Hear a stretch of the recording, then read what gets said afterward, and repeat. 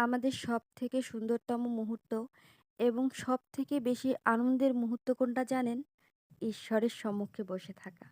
নিজের সুখ-দুঃখ শেয়ার করা এবং প্রার্থনা করা। আর ভগবানের সম্মুখে বসে তাদের সঙ্গে সময় কাটানোর মাঝে যে একটা আত্মসন্তুষ্টি পাওয়া যায়, এটা কিন্তু অন্য কোথাও পাওয়া যায় না। তো গত শনিবার আমি অনেক আগেই ভেবেছিলাম যে আমার গৃহে একটা পূজা করব এবং ভগবানের সম্মুখে আমি অধিক থেকে অধিক সময় বসে থাকবো বা প্রার্থনা করব। মানে ঈশ্বরের সঙ্গেই সময় কাটাবো। তো হচ্ছে সেটাই করেছি। আমি সকাল ৯ টায় হচ্ছে পূজা শুরু করেছিলাম।